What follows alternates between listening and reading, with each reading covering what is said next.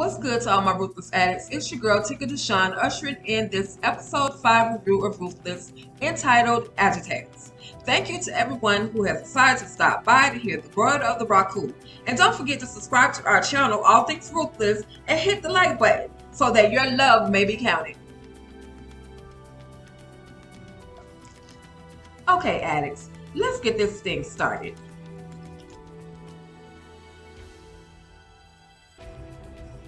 Okay, everyone.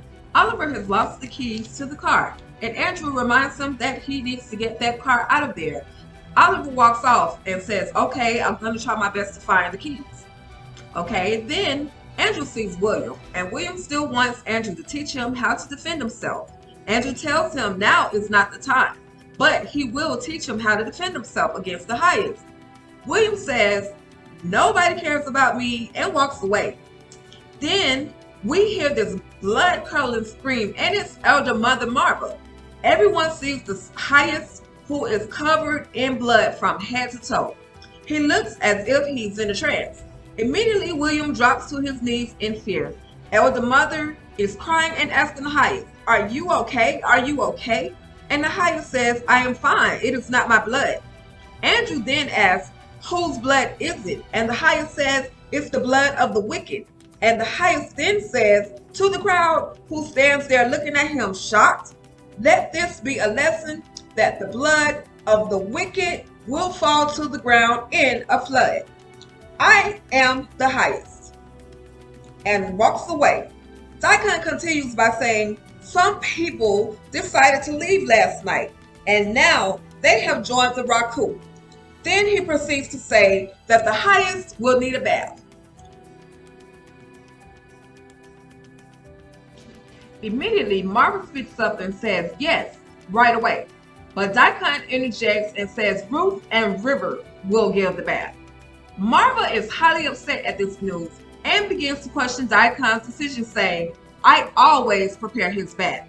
She then says, "I will talk to the Hyatts myself." And Daikon responds by saying, "Do you really want to question him while he is in this state?" Then he proceeds to say to Marva, "Go boil the water." Marva walks away. She's highly upset because her precious, prestigious job has been taken away. Andrew approaches Daikon and questions him about what has happened. Daikon attempts to withhold information, then proceeds to say, "When you leave here, you never return." Andrew asks, "So are they dead?" Daikon responds, Yes, they are." And at this point, it is clear that Andrew is trying to get Daikon to admit that the Hyatts has murdered the 6 deserters.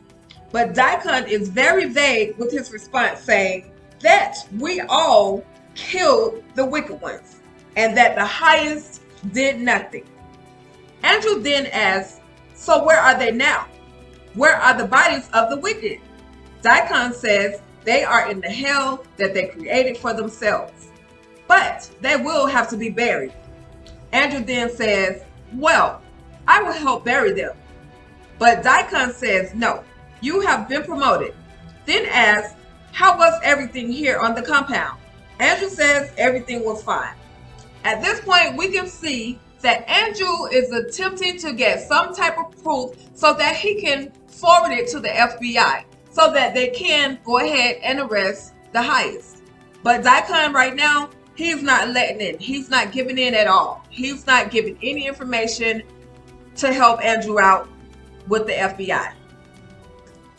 Oliver approaches Andrew once again, and Andrew reminds him that he needs to find those keys. However, Oliver still has no idea where they are. But then he says, "I think I know where they are. I think I dropped them in my trailer. And you need to go to my trailer to find those keys for me, Andrew." Andrew says, "No, I can't go in your trailer. You know I can't go into your trailer. So you're going to have to figure out where you left those keys." We're then forwarded to where we see Officer Pope on the phone, and he calls Melinda telling her he wants to see her. Melinda answers the phone in front of Marva, and she's playing around with it. "No, I can't come right now. Maybe later. I'll have to think about it." you know, that whole thing that women do when they're trying to charm a man. And so anyway, after Melinda is done speaking with Pope, she asks Marva, and of course she's having this conversation in front of Marva. So she asks Marva, do you think I should, you know, go and see him? And Marva says, yes, that will definitely make the highest so happy. Melinda asks, can she speak with the highest after she's done with her assignment? Marva says, yes, after your assignment. Melinda, she looks like she's so smitten by the highest. She looks up at a picture of the highest on the wall and she says, he's so beautiful. And then Melinda asks, will I ever be coronated? Marva says, yes, you will. Melinda has no idea what's in store for her. But at this point, it seems as if she's willing to do any and everything for the highest. In the pavilion area, we see that Tally is folding laundry.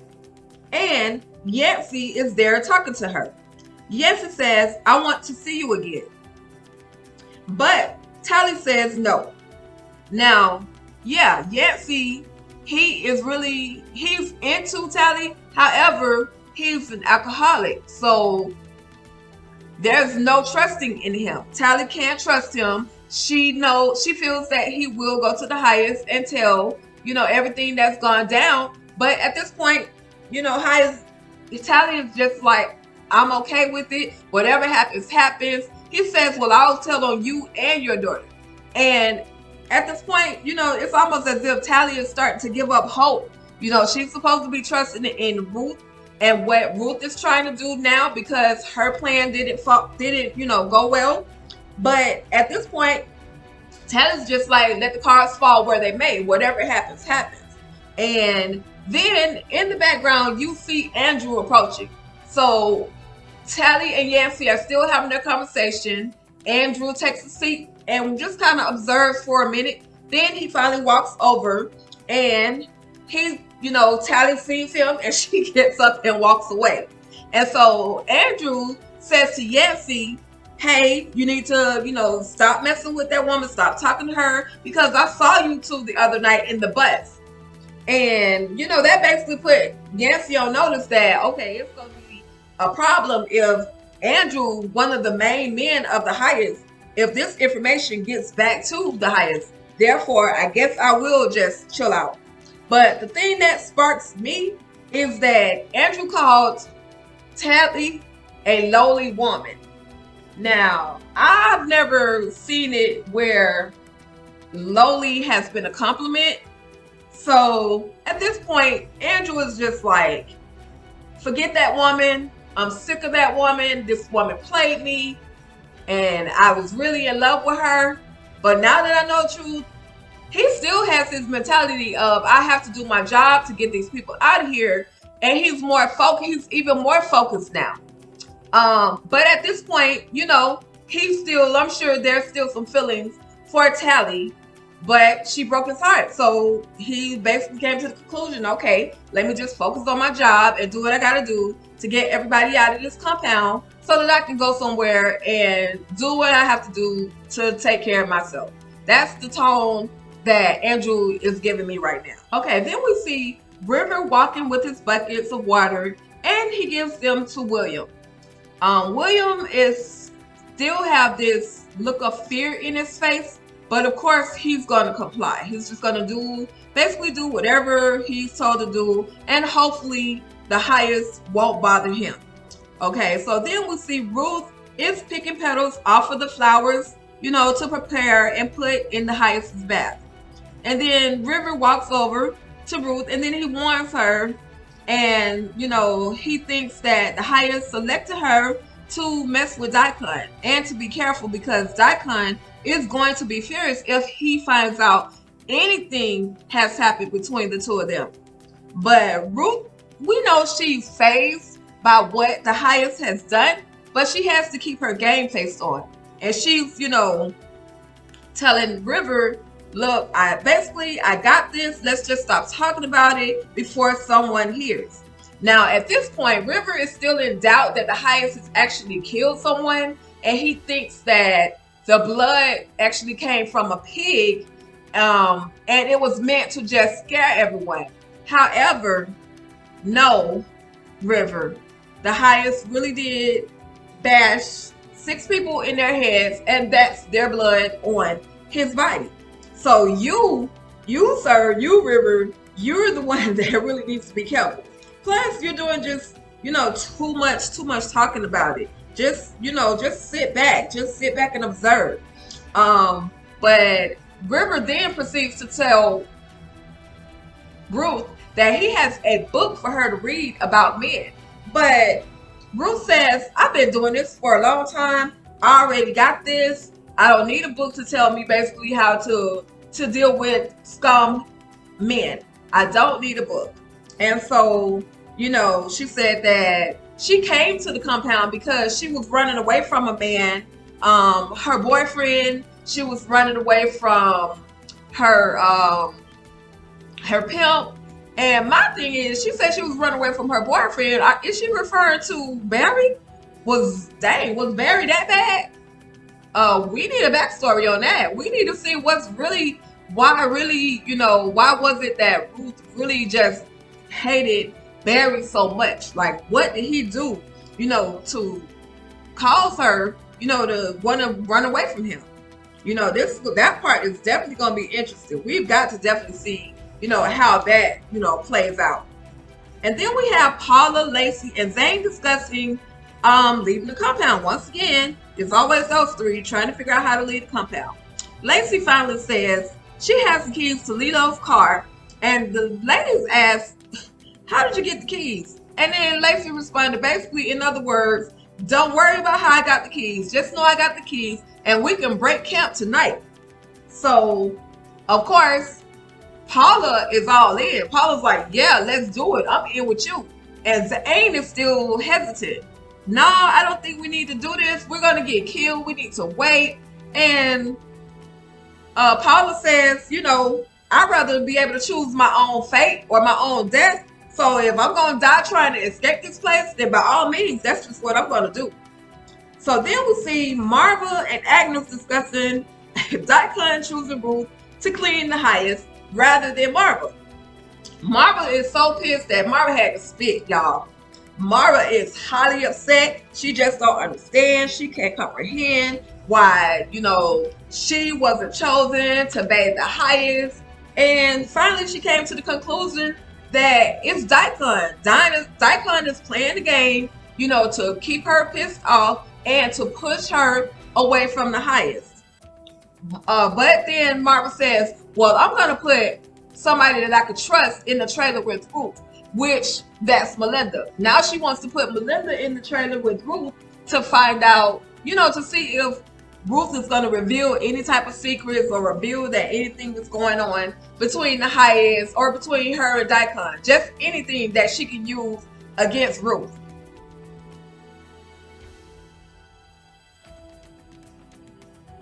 We're now in the trailer of the highest, and River and William pour the water into the tub, and once they're done, Ruth says to leave us, and they do as they are told. Ruth then says, your water is ready, the highest. She then says, come get in, inviting the highest into the tub, and the highest begins to sob, saying, why does everyone hate him? He wants to be a kind and good king, of course, but everyone seems to hate him. And what he means by everyone hates him is because of the fact that the 6 people, the 6 members of the Ruthless compound decided they no longer wanted to be there. So now he takes it personally, which he should take it personally because he's not treating the people fairly. So they want to leave. They're being abused. They're being punished, to the extreme, and they want to leave the compound.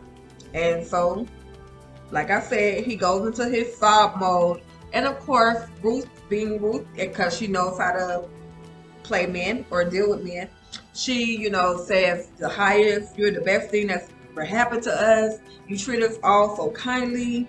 They had no reason, they had no right to run. So I'm sorry that they hurt you. And here it is my job to make sure that you're okay. And so Ruth begins to bathe the highest, and she goes to his lower extremities, and he says, "Stop! Why are you doing that? Why are you touching me?" And he says, she just says, "Well, I am trying to clean you, and I want you to, basically be clean, the highest." And he says, "Well, now is not the time for that." And he says to her, "I want you to leave." So Ruth, being Ruth, playing her role, is saying, "I'm not leaving. I don't care what you say. I'm staying here. If you're hurting, I'm going to hurt with you, and I'm going to be here for you." The highest, in an aggressive voice, says, "Well, I just killed 6 people, and you're going to be number 7 if you don't get up and leave." And so Ruth slaps the highest, and he goes back into his sob. It's almost as if whatever he did, whatever he went through when he was a child, all of the things are coming back, and he goes back into a childlike state. And the highest apologizes for being aggressive and forceful with Ruth. So then we're forwarded to a scene where Joan is seen by River running, and she's upset and she's crying, and she's running into the finance trailer. And River says, to Joan, because he's still in denial about the highest even killing their friends. But for once, Joan is actually in fear. She's clearly showing her fear this time. Normally, there's no expression on her face. There's no anger. There's no scared. There's no happy. There's no sad. But at this point, she's actually crying and shedding tears. And River, in his attempt to reassure her that, this isn't, he really didn't kill them, and he may have hit them, but I don't think he killed them. But Joan is not having it. Joan is like, "I know he killed them." And basically, she somewhat feels responsible because she sent her crew out there to basically to get slaughtered. And number 2, now she's afraid that their plan could have been revealed.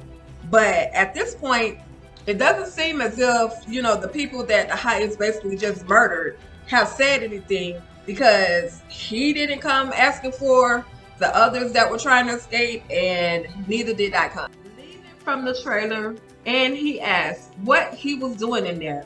And so River says he was there talking to Joan, and that the stunt that they pulled earlier, meaning he, Daikon, and the highest, that stunt that they pulled earlier spooked all of the women. And that he was just trying to calm the women down. Daikon says, "Good, they should be scared. It is the design of the raccoon to put fear in his people, and to stay away from that finance trailer." Daikon put River on notice that he doesn't trust him. He said it from time to time, and him walking out of that finance trailer is just another reason for Daikon not to trust him, because he could be in there trying to, mess around with the money or whatever the case may be. But Daikon put him on notice. "I don't trust you. So River, you might want to be back into your cautious mode." It takes not much for Daikon at this point. All he has to do is go to the highest and say, "I caught him coming out of that trailer," so on and so forth. And that could be, even more problems for River and the rest of the crew that's trying to get away from the compound. Okay, so then we're back at the sheriff's office, and we see Sheriff Conley and Irene, who's the other deputy. They're in his office, and the sheriff asks Irene, "What is that? Are you wearing perfume? If you're wearing perfume, please stop wearing that perfume and, coming into my office with it, because I can smell it and I just can't get that smell out of my office." So Irene says, "It's not me. I don't wear perfume like that. I don't know what you're talking about." So Sheriff Conley, because earlier Sheriff was looking at his cameras on his computer, and he was interrupted by Brian, and so he never did, I guess, follow through to see who, what actually happened in his office. So he finally gets the opportunity to take a look at his cameras, and he see that Pope and Melinda were there in his office. First he said, I don't know who the girl is, but then Irene looked at the camera and said, "Oh, that's the girl who came in here and said, she had been abused and she was running away from her boyfriend." And you know,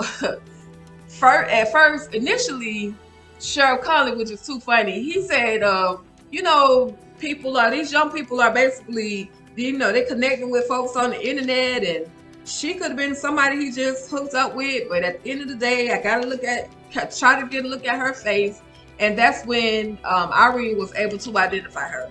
And the sheriff, he a little hot with Pope right now, so you got a yelling coming to you when the sheriff sees you again. So you might not want to go into work for the next couple of days, because Sheriff Cully is gonna be on you. All right, y'all. So finally, we see Andrew and Oliver once again discussing the lost keys. We are on a mission to find those keys, y'all. But now we know that Lacey has the keys, but Andrew is now on a mission to try to find the keys since Oliver can't seem to find them. And Oliver says, "I think I left them in the little small work trailer or the work container. Can you go over there and look for me?" And so Andrew, he finally decides, okay, yeah, I'm gonna go on over there and try to find these keys. And he does. He tries to find the keys. He's looking around, looking real crazy, looking for some keys that are not in there, on a blank mission. But then, of course, like a ninja out of nowhere, enters Daikon. And Daikon says, "What you looking for?" And out of all the things that Andrew could say, this man says he's looking for his stick. A stick, Andrew? Really? You couldn't say you were looking for a necklace or a charm, a bracelet, a ring, that belonged to your parent or something like that? Out of all the things you said that you were looking for a stick. And then you described the stick to look like a wishbone. Really? Out of all things, like I said, okay, but I'll let you have that. You dig in the ditch. And so, anyway, Andrew, Daikon says, "Well, let me help you find it." And Andrew was like, "Nah, I got it out, do it on my own." And, every time they say that, if Daikon says, "All right, let me help you," he actually pulls somebody to actually do the work. So he calls William to help Andrew look for the stick. He said, go look for the stick. And he describes it, says it looks like a wishbone. So now William is on a mission to find a wishbone looking stick that doesn't exist. All right. Blank mission number 2 of this episode. Okay. So then we have, Daikon is still, that little dialogue between Andrew and Daikon. And finally, Daikon divulges the information saying that they have somebody on the inside at the sheriff department. He says it's one of the girls, and that they went to the sheriff's office, but they didn't find anything. So they happen to think that Agent Rawlins, Brian, they think that he's the plant. He's the plant, and there's also a plant on the inside of the compound. And, Andrew says to Daikon, "Well, who do you think it is?" And Daikon looks at Andrew with a straight face. Of course, they go do their little back and forth, but he looks at Andrew with a straight face and he says, "I think it's you." And that's it. That's the end of the scene, y'all. So next week, we're going to see on episode 6 whether or not Daikon was actually playing around with Andrew, or if he was dead serious. If he really thinks that, Andrew is the plan. And sort of on this episode, Andrew was really acting really suspicious. He was asking a lot of questions. He was just, he's still trying to get info, because he think that, Daikon trusts him now, so that Daikon is going to divulge all the information. But he thinks that, he can kind of get a little information out of him, and it may or may not have worked. But that'll be for us to determine next week on episode 6. All right, y'all. Thank y'all for tuning in. Don't forget to hit the subscribe button. Drop your comments down below on whether or not you think that Daikon really believes that Andrew is the plant for the inside of the Rockadisha compound. Let me know if you think the ladies, Lacey and Paula, will be able to escape, and whether or not Zane will go with them. And let me know, what do you think about Ruth and the Highest? Do you think that Ruth finally has control over the Highest, or is it still a work in progress? Because, you know, he's already told her that he's going to have another assignment that's going to be much bigger than what she's on now. So do you think that he has finally, you know, he can finally trust Ruth?